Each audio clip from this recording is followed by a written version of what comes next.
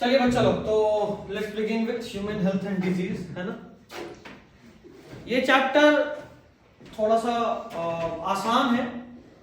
आखिरी टॉपिक में थोड़ा सा ऐसा होगा जो थोड़ा नया मिलेगा, बाकी सब कुछ आपको कॉलेज से आता है। कोई टॉपिक ऐसा नहीं है जो मिलने वाला है वो एकदम नया होगा आपके, ठीक है। सब कुछ ना कुछ कहीं ना कहीं हल्का फुल्का आया हुआ है, एकदम नया नहीं मिलेगा। तो let's begin human health and disease में सबसे पहले हम लोग बात करते हैं हेल्थ का। जब हम हेल्थ का बात करते हैं तो हेल्थ सीधा ये होता है कि भाई एक ऐसा पर्सन या एक ऐसा कंडीशन जिसमें कोई भी बीमारी नहीं हो। और हेल्थ में वेलबींग तो होता है, लेकिन वो सिर्फ फिजिकल नहीं होता कि आप तबीयत ठीक है तो ठीक हो, नहीं। Physical, mental and social. Physically भी डिजीज फ्री होना चाहिए, मेंटली भी ऐसा नहीं आप डिप्रेशन ये सब में है, ठीक है। और सोशली भी आप सोशली भी अच्छे होने चाहिए, सबसे घुल मिल के बात कर रहे हैं, अच्छे से बात कर रहे हैं। तो हेल्दी होने का 3 क्राइटेरिया है, तो वो आपको मिल जाएगा आगे। हाँ देखो ये पॉइंट है ना, it is not simply absence of disease और फिजिकल फिटनेस। इसके अलावा और क्या है? एक तो फिजिकल है, दूसरा होता है मेंटल, मेंटली भी आपको सही होना पड़ेगा, और तीसरा है सोशल वेलबींग, ठीक है। इन सब के अलावा एक टर्म आया था गुड ह्यूमर हाइपोथेसिस। जब एकदम स्टार्टिंग में बात करें तो लोग बोलते थे कि भाई जो लोग थोड़ा खुश रहते हैं ना उनके अंदर गुड ह्यूमर है, और गुड ह्यूमर हेल्दी होने का पहचान है। गुड ह्यूमर हाइपोथेसिस, जिसको कुछ ग्रीक्स भी मानते थे जैसे एरिस्टोटल, और इंडियन आयुर्वेदा सिस्टम में मानता था। आयुर्वेद भी बोलता है कि अगर आप खुश हैं, हंस रहे हैं तो आप हेल्दी।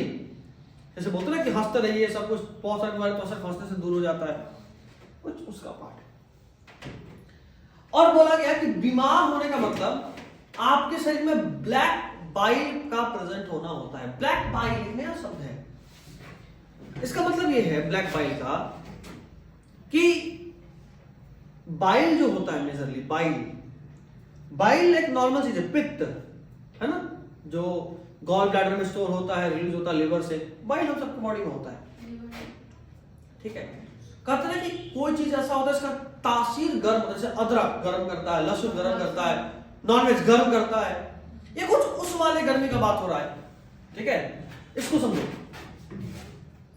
ये जो था कुछ हिप्पोक्रेटस हो गया, इंडियन आयुर्वेद सिस्टम ये मानता था, ये बोलता था कि हेल्थ क्या है, it is a state of body and mind जहां पे बैलेंस है कुछ ह्यूमर्स का। और एक पर्सन जिसके पास ब्लैक बाइल होगा उसका हॉट पर्सनालिटी होगा, उनको फीवर होगा। ये हॉट मतलब ये वो नहीं बहुत हॉट बनता है भाई, ये नहीं। ये हॉट यानी गर्म तासीर वाला, फीवर भी नहीं। हॉट मतलब होगा यहाँ पे, हॉट पर्सनालिटी का मतलब कि कुछ ज्यादा ही गर्म खाना है तो बॉडी में जितना गर्म खाना खाएगा एक समय के बाद बीमार कर देगा। इसका इससे मतलब था। अच्छा, पूछा गया कि भाई माइंड को क्यों बीच में लाए? तो बोले कि भाई जो माइंड होता है ना, हमारे इम्यून सिस्टम को इन्फ्लुएंस करता है, नर्वस कंट्रोल से भी, और इंडोक्राइन यानी हार्मोनल कंट्रोल। हमारा बॉडी 2 तरह से कंट्रोल होता है, एक जो ब्रेन करता है नर्व्स के थ्रू, और दूसरा हार्मोन्स के थ्रू होता है कंट्रोल। तो ये हार्मोनल कंट्रोल का बात हो रहा है कि हमारा इम्यून सिस्टम मेंटेन करता है हेल्थ। और हेल्थ क्या है? It is state of complete physical, mental and social. मिल गया ना, physical, mental and social wellbeing मिला। अच्छा, एक और पॉइंट है, ये जो गुड ह्यूमर हाइपोथेसिस था, जैसा कि हम बोले कि ये सही नहीं है, इसको डिस्प्रूव करे थे विलियम हार्वे। कैसे? ब्लड सर्कुलेशन ढूंढते थे भैया। तो आपसे पूछता है कई बार, हु डिस्कवर्ड ब्लड सर्कुलेशन? तो कौन ढूंढे थे? William Harvey. और इन्हीं के ही ब्लड सर्कुलेशन को ढूंढने से ये डिस्प्रूव भी हुआ। क्या डिस्प्रूव हुआ? गुड ह्यूमर हाइपोथेसिस, ठीक है। तो बोला कि नहीं, कुछ पर्सन जिसका बॉडी में ब्लैक बाइल है उसका भी नॉर्मल टेम्परेचर हो सकता है। कोई यहाँ है जो खूब नॉनवेज खाता है? कोई जो खूब नॉनवेज खाता है अंडा रोज? हाँ सर। तो इसका मतलब ये थोड़ा ही है कि उसका पर्सनालिटी हॉट है या फीवर है, नहीं ना। एग्जाम में तो डेली वेट कर रहा हूं। तो this is what I mean by एक पर्सन जिसके बॉडी में ब्लैक बाइल हो उसका भी नॉर्मल बॉडी टेम्परेचर हो सकता है, ठीक है। रोज अंडा खाने से आप हॉट नहीं हो जाइएगा, ठीक है। चलिए, फैक्टर्स जो हेल्थ को अफेक्ट करते हैं, 2-3 तरीके से बीमारी हो सकता है, मेंटल स्टेट, जेनेटिक या इन्फेक्शन। जेनेटिक डिसऑर्डर भी होता है ना, आप लोग पढ़े होंगे मेंटल जेनेटिक्स में, बहुत सारे जेनेटिक डिसऑर्डर, हीमोफीलिया हो गया, सिकल सेल एनीमिया हो गया, थैलेसीमिया हो गया, ये सब जेनेटिक डिसऑर्डर है, जेनेटिक्स में अपन पढ़ेंगे। ये लाइफस्टाइल को इफेक्ट करता है, हैबिट हो गया, रेस्ट हो गया, ये सब लाइफस्टाइल है, ये भी बहुत मैटर करता है। आप दिन भर कुर्सी पे बैठे हैं तो फोन निकलेगा ही निकलेगा, है ना। अच्छा, दिन भर फोन में से सिर झुका है तो जाहिर सी बात है हम पाएगा, है ना। तो this is what I mean कि भाई जो कुछ फैक्टर्स है वो भी आपका बॉडी का हैबिट भी आपके हेल्थ को अफेक्ट करता है। हेल्दी कंडीशन क्या है भाई, अगर आप हेल्दी कंडीशन को बढ़ाइएगा तो बॉडी बढ़ेगा, हेल्दी कंडीशन को घटाइएगा तो बॉडी घटेगा, चाहे बच्चा मरेगा, मां मरेगी, बहुत सारा चीज है। एक चीज यहाँ खास बात है, हेल्दी पर्सन जो होता है वो इकोनॉमिकली भी इफिशिएंट होता है। अगर आप जितने हेल्दी हैं उतने ज्यादा कमा पाइएगा। अगर आप रोज बीमार पड़ जाए तो रोज क्लास छूटेगा, आप भी भाग जाइएगा। This is the thing, NCERT की बात को लिख रहा है कि healthy person are more good to their work and they bring economic prosperity. अगर एक देश जहां लोग कम बीमार पड़ेंगे, एक देश जहां लोग ज्यादा हेल्दी रहेंगे, वो देश ज्यादा अर्न करेगा और ज्यादा प्रॉस्पर होगा, ठीक है। Next is disease. क्या है डिजीज? डिजीज का सिंपल मतलब होता है कि कोई बीमारी आपके बॉडी में है, इसका सिंपल मतलब है कि आपके बॉडी का कोई ऑर्गन ठीक से काम नहीं करेगा या वैसे काम नहीं करेगा जैसे काम करना चाहिए। स्टेट ऑफ बॉडी जहां फंक्शनिंग ऑफ वन और मोर ऑर्गन इज एडवर्सली अफेक्टेड, ठीक है। अच्छा, डिजीज का एक और खास बात है, इसका कुछ ना कुछ लक्षण होता है। देयर आर सम साइंस और सिम्टम्स। हर बीमारी का कुछ साइन या सिम्टम होगा जिससे कि ये पता चले कि वो बीमार है तो कौन सा बीमारी हुआ है। जैसे आपको खांसी आ रहा है, हल्का हल्का फीवर भी है, तो इसका मतलब हो सकता है कि आपका गला थोड़ा, अच्छा गला भी सूज गया और दर्द कर रहा है, यानी सोर थ्रोट हुआ है। बहुत वीकनेस है, खांसी सर्दी है, हो सकता है कोरोना हुआ है। तो this is what I mean by symptom. क्या सिम्टम्स आएगा, पैरामीटर्स है। अच्छा, एक और बात समझो, डिजीज दो तरह का होता है, एक इन्फेक्शियस और एक नॉन इन्फेक्शियस। अगर कोई बीमारी एक हेल्दी पर्सन से दूसरे पर्सन हेल्दी पर्सन में ट्रांसफर हो रहा है, या सॉरी एक इन्फेक्टेड पर्सन से किसी दूसरे में ट्रांसफर हो रहा है, उसको बोलते हैं इन्फेक्शियस। जैसे कोरोना किसी को हो गया तो दूसरे को भी हो सकता है। और एक होता है नॉन इन्फेक्शियस, कि किसी को है लेकिन फिर भी वो दूसरे को नहीं होगा। जैसे किसी का दिमाग खराब हो गया है, उसके साथ बैठने से बगल वाले का दिमाग खराब थोड़ा ही होगा, है ना। तो दैट इज नॉन इन्फेक्शियस, ये इंपॉर्टेंट है। कैंसर क्या है? यानी वो फैलता नहीं है। अब 2-3 शब्द है, एक क्या एड्स किसमें है? इन्फेक्शियस फैलेगा। Next is pathogen. Disease causing organisms are called pathogen, ठीक है। Disease causing living organisms are called pathogen. लेकिन इसका मतलब ये नहीं कि बीमारी सिर्फ जिंदा चीज ही कर सकता है। अगर कोई तुमको एक तलवार दे दे और घाव टूट गया, चल जबड़ा टूट गया, ठीक, इमेजिन करता है, चल यहाँ दिया तो हाथ किसे टूटा, ठीक है, जबड़ा टूट गया, तो उसके बाद क्या आपका मुंह काम करेगा? नहीं, खाना नहीं चबा पाओगे, जबड़ा टूट गया तो बोल नहीं पाओगे। तो आपके बॉडी का एक ऑर्गन इफिशिएंटली वर्क कर रहा है क्या? नहीं, तो डिजीज है। जबड़ा टूटना डिजीज है नहीं है? है। डिजीज को अपन डिफाइन ही ऐसे करें कि बॉडी का कोई एक ऑर्गन इफिशिएंटली काम नहीं करे, डिजीज है। लेकिन जबड़ा किस वजह से टूटा? फोर्स लगने की वजह से। कोई पैथोजन तो नहीं आया था, कोई ऑर्गेनिज्म तो नहीं आया था। आप साइकिल चला रहे थे या स्कूटी चला रहे थे और पापा के परी बन गए या परा बन गए, टांग डिसलोकेट कर गया, तो कोई माइक्रो ऑर्गेनिज्म थोड़ी ऐसा करा। अच्छा, आपको शौक चढ़ा के नहीं, हम तो आज चेक करेंगे कि इस लाइन में करंट है नहीं है, और वो बिना किसी चीज की उंगली डाल के। तो जो झटका लगेगा उससे जो डैमेज होगा वो कोई बैक्टीरिया थोड़ी करा है। उसके बाद किसी दिन आपको बनना था 30 बार खां, आप जाके आग को बैठ गया कि नहीं भाई हम आग से नहीं जलते हैं, और आपका तशरीफ जल गया, तो ये बताओ ये क्या किसी पैथोजन से हुआ?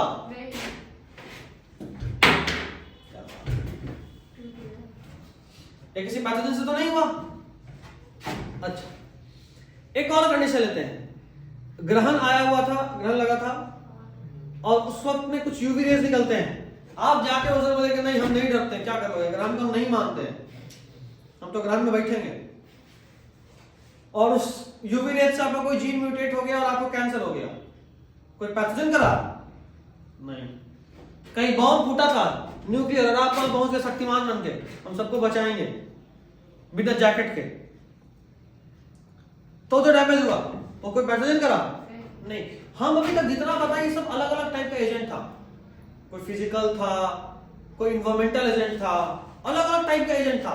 और कहने का मतलब सिर्फ इतना था कि बीमारी सिर्फ जिंदे चीजों से नहीं होती, ठीक है, वो कई बार नॉन लिविंग थिंग से भी हो सकता है। तो अगर आपसे कोई बोले कि इन्फेक्शन कॉजिंग या disease causing agents are always living, तो गलत बात है। टीचर नहीं माने तब आपको बोलो सर अभी आपको जो चोट लगा वो भी डिजीज कंडीशन है, जो कि फोर्स के वजह से हुआ, जो कि लिविंग नहीं है, समझे बात? और ये मेरे पे ट्राई नहीं करना है कि हम वाले मानते हैं कि भाई और भी तरीके से हो सकता है, ठीक है। चलिए, तो ये समझ गए।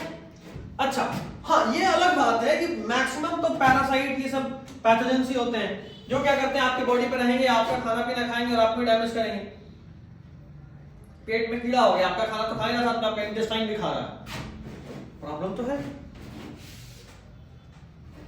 ठीक है। उसके अलावा कुछ पैथोजन ऐसे होते हैं जो बहुत ही बुरे कंडीशन में सर्वाइव कर जाते हैं। जैसे तुम सोचो ना, अगर कोई पेट में कोई कीड़ा है किसी के, तो पेट में तो HCl है, पेट में अलग अलग तरह का एंजाइम है, लेकिन कीड़ा फिर भी जिंदा है, पैथोजन फिर भी जिंदा है, तो वो बहुत बुरे कंडीशन को, हार्श पीएच ये सबको सर्वाइव करके वहां जिंदा है। अब अपन थोड़ा सा कैटेगरीज देखेंगे, तो कितने सारे कैटेगरीज में होते हैं ये, जिनके वजह से बीमारी होता है। कुछ एयर ड्रॉपलेट से फैलते हैं, कुछ डायरेक्ट कांटेक्ट से, कुछ कंटामिनेटेड फूड एंड वाटर, कुछ इंसेक्ट और कुछ फ्लूइड, ठीक है। सबसे इंपॉर्टेंट ये आपको ये याद रखना कि कौन बैक्टीरियल है, कौन वायरल है, कौन प्रोटोजोल है और कौन हेलमिंथ का है। हेलमिंथ यानी प्लैटिहेलमिंथेस, एस्केलेमिंथेस की बात हो रहा है। सबसे पहले निमोनिया, डिप्थीरिया, दो बीमारी है जो एयर के थ्रू होता है। डिप्थीरिया छींक आता है, कफिंग होता है, कोई छींक रहा है जैसे मतलब ड्रॉपलेट एयर में फैल रहा है। आपको हेल्दी पर्सन वहीं पर योग कर रहा था, अनुलोम विलोम, एक नाक बंद की जैसा अंदर हो गया इन्फेक्शन। वायरल, सर्दी, स्मॉल पॉक्स, इससे भी फैलता है। अच्छा, डायरेक्ट कांटेक्ट से टेटनस होता है, जैसे मिट्टी, सुना कभी कट लग जाए तो मिट्टी को नहीं छूना चाहिए, जंग लगा हुआ चीज से अगर कटा तो इंजेक्शन लीजिए, कांटेक्ट में आने से टेटनस आपको हो सकता है। स्मॉल पॉक्स है वायरल, सुने किसी को माता आ जाती है, बोलते ना हम लोग माता मैया बोलते हैं बहुत लोकल लैंग्वेज में, that is actually small pox viral disease. बोलते हैं उस वक्त उस रूम में किसी को नहीं जाना है, छूना नहीं है गंदे हाथ से। ऐसा क्यों होता है भाई? अगर सटोगे तो तुमको हो सकता है, तो अगर हम प्यार से समझाते आज से 50 साल पहले कि भाई नहीं है वायरस है, तो सामने वाला एक तबाक देता, इसलिए बोलते माता आपको जय में नहीं करेगा डरे। तो हम क्या किए ना, हम सब हर रिलीजन में एक चीज देखा गया है, इस साइंस को धर्म से जोड़ के चलाया जा रहा आज तक, समझ रहे हो? उस वक्त देखो कि स्मॉल पॉक्स को बहुत ज्यादा साफ सफाई किया जाता है, कारण ये भी इसको बहुत साफ सफाई चाहिए, जरा सा भी हुआ तो कंटामिनेट हो गया, कहां से कहां तो पूरा घर बीमार कर देगा। Small pox. Next, food and water, typhoid, dysentery. Typhoid, बाहर गोलगप्पा खा रहे थे, गोलगप्पा वाले का एक सीक्रेट इंग्रेडिएंट मिला था, है ना, हो गया टाइफाइड, ठीक है, कंटामिनेटेड फूड एंड वाटर से। डिसेंट्री में भी वही होता है, loose motions are actually dysentery, थोड़ा अच्छा वाला। वायरस, पोलियो वायरस तो खत्म हो गया ऑलमोस्ट इंडिया से, बट था। अमीबेसिस गंदा पानी, और ये भी गंदा पानी, ठीक है। अमीबियासिस जो है वो प्रोटोजोआ, यानी बैक्टीरिया या वायरस नहीं, प्रोटोजोआ एक अलग ग्रुप है अमीबा की तरह, अमीबा से होता है ये। हेलमिंथ ये है एस्केलेमेंथिस, एस्केलिस, ठीक है। कॉमन नेम उनको राउंडवॉर्म बोलते हैं, ठीक है। वो ऊचेरिया प्लैटिनमेंथिस था, वो भी आएगा। देखो फाइलेरियस स्पैल्स होता है इसमें, लेकिन ये किससे होता है, उसमें एक वेक्टर भी इन्वॉल्व है। ऊचेरिया बैंक्रॉफ्टी असल में वो प्रोटोजोआ जिससे होता है, लेकिन उसको कैरी कौन कर रहा है, इंसेक्ट, ठीक है। इस तरह मलेरिया प्लाज्मोडियम से होता है, लेकिन इसको कैरी कौन कर रहा है, मच्छर। उस तरह चिकनगुनिया या डेंगू कैरी कर रहा है मच्छर, लेकिन होता किससे है, वायरस से। प्लेग चूहा कैरी करता है, बैक्टीरिया से होता है, ठीक है। और बॉडी फ्लूइड, आपके बॉडी का कोई फ्लूइड, सिफिलिस बैक्टीरियल में तो और आ जाएगा, और जैसे गोनोरिया है ना, ये सब सीमेंस या फीमेल के रिप्रोडक्टिव फ्लूइड से होता है। एचआईवी बैक्टीरियल है, सॉरी वायरल है, एड्स है वो, एड्स एचआईवी से ही तो होता है। एचआईवी वायरस वायरल है, ह्यूमन इम्यूनोडेफिशिएंसी वायरस वायरल है, एड्स होता है, ये भी है सेक्सुअल कांटेक्ट से। एक होता है हेपेटाइटिस बी, ये बहुत तरीके से फैलता है, कोई भी तरह का बॉडी फ्लूइड अगर कांटेक्ट में आ गया तो गए, वायरल है। आपका स्वेट, पसीना सट गया किसी एचआईवी पेशेंट का तो उससे भी हो जाएगा। किसिंग, लिप किस जिसमें सलाइवा एक्सचेंज हो, उससे होगा। सेक्सुअल कांटेक्ट से होगा तो वो ज्यादा भयानक है, कैसे फैल जाएगा पता ही नहीं चलना है। आप ऑटो में किसी के साथ बैठे थे, बगल वाले को खूब पसीना आ रहा था, गर्मी का दिन था, जाहिर सी बात है, तो आप भी टी-शर्ट में थे, उसका पसीना आप में सटा हुआ, एचआईवी पेशेंट है। एड्स वैसे नहीं फैलता है, सॉरी एचआईवी पेशेंट बोल रहा है, हेपेटाइटिस बी पेशेंट है, लेकिन वैसे फैलता नहीं। क्यों? अच्छा, इतना खतरनाक होने के बाद भी हेपेटाइटिस बी कंटेन्ड है क्योंकि उसका वैक्सीन अवेलेबल है। आप सबको बचपन में कहीं ना कहीं बॉडी पे एक निशान होगा घाव का बड़ा सा, जो बोलते हैं सुई देने से लगता है, वो असल में हेपेटाइटिस बी का वैक्सीन होता है। और हेपेटाइटिस बी की उस वैक्सीन लगे होने की वजह से आज आप इम्यून है, नहीं तो ऑटो में पता नहीं कितने के साथ आपको हो जाता, समझ रहे हो आप। लेकिन चूंकि आपको लगा हुआ इसलिए नहीं होगा। बहुत इंपॉर्टेंट वैक्सीन बना था जो। और प्रोटोजोआ से होने वाला ट्राइकोमोनियासिस, उतना काम करिए ट्राइकोमोनियासिस, लेकिन बाकी आपको क्या होता है ये भूल जाओ, लेकिन ये जरूर याद रखना कि वायरल है, बैक्टीरियल है, प्रोटोजोआ है, हेलमिंथ है, और किस तरीके से फैलता है, ये चार्ट तो रटा होना चाहिए, ठीक है। और हो भी जाएगा, कोई बहुत बड़ा रॉकेट साइंस तो है नहीं, नॉर्मल बीमारी के बारे में तुम जानते ही। अब अपन बात करेंगे कि आखिर बीमारियों को फैलने से कैसे होते हैं। वेक्टर, वेक्टर नॉर्मली एक एजेंट है, कोई लिविंग ऑर्गेनिज्म है या नॉन लिविंग भी हो सकता है, जो बीमारी को कैरी करता हो। बोलो सर, नॉन लिविंग थिंग कैसे बीमारी को कैरी करेगा? यहाँ कोई है जिसको कोरोना हुआ था? कोई नहीं। साहिल, कोरोना हुआ था? बल्ले। और किसी को? मैं घर में हुआ था। घर में हुआ था, चलो ठीक है, घर में इसके यहाँ हुआ था किसी को, वो इसको लाके पेन दी, लो पढ़ो बेटा, तो पेन के थ्रू वायरस आया, तो पेन क्या लिविंग है? नहीं, but it is acting like a vector carrier, तो कैरियर इज वेक्टर। मलेरिया के केस में फीमेल एनोफिलिस होता है, ये वो होगा डेंगू होगा, है ना, डेंगू। डेंगू किससे होता है? Ads mosquito. मलेरिया किससे होता है? एनोफिलिस। सब जगह मच्छर तो फीमेल कांड करने वाली है, मेल कहीं कांड नहीं करता, कारण मेल खून पीता ही नहीं है। मेल क्या खाता है फिर? नेक्टर। मेल के पास ब्लड सकिंग ऑर्गन नहीं होता, फीमेल के पास होता है, वो ना मस्त, इसको डंक बोलते हैं हम लोग। मच्छर मस्त आता बैठता है, आगे वाले हाथ से डंक का मसाज करेगा, रेडी, वो डंक से फीमेल में होता है, जिसको बोलते हैं प्रोबॉस्किस। क्या बोलते हैं? प्रोबॉस्किस। तो वो मेल में नहीं होगा, ओनली फीमेल में, इसलिए सिर्फ फीमेल कैरियर होती है कि खून के अंदर वही पहुंचा सकती है बैक्टीरिया या वायरस। कैसे दूर रखा जाए भाई? इसको तो एक बार रिपीट कर लीजिए, इसका अपन कुछ नहीं कर सकते। ये बड़ा मतलब ये क्वेश्चन बनता है, what are the different measures that you can take to prevent spread of disease. एक बार बस इसको पढ़ लीजिए, यहाँ पर कुछ और नहीं कर सकते यार, पढ़ लीजिएगा तब तक हम इसको बता देते हैं, फिर टाइम दे देंगे। अच्छा, गुड हेल्थ के लिए क्या क्या जरूरी है? बैलेंस डाइट, योगा, आंसर लिखा है, लिखना होगा। उसके अलावा रेगुलर एक्सरसाइज और personal hygiene, awareness about disease and vaccination. Personal hygiene यानी ठंडा का दिन आ गया है, पानी बचाने का ठीका नहीं ले लेना, नहाना है, ठीक है, खुद को साफ रखना है। उसके अलावा पर्सनल हाइजीन हो गया, अवेयरनेस अबाउट डिजीज, आपको पता तो हो कि अगर यहाँ खुजली हो रहा लगातार तो हो सकता है रिंगवर्म का इन्फेक्शन हो, पता होगा तब ना, पता नहीं होता कई बार, तो अवेयरनेस अबाउट डिजीज। उसके बाद वैक्सीनेशन, पहले से वैक्सीन है तो तैयार है बच्चा, ये गुड हेल्थ के लिए जरूरी है।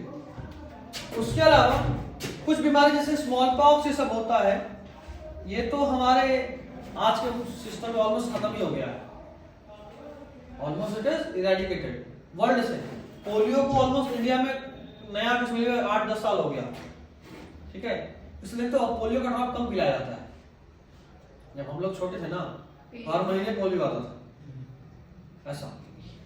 नेक्स्ट, बायोटेक्नोलॉजी को यूज करके अपन रोज नया नया वैक्सीन बना रहे हैं, जैसे अभी जो कोविड का वैक्सीन था बायोटेक्नोलॉजी था, मलेरिया का भी वैक्सीन बन गया, पता है ना?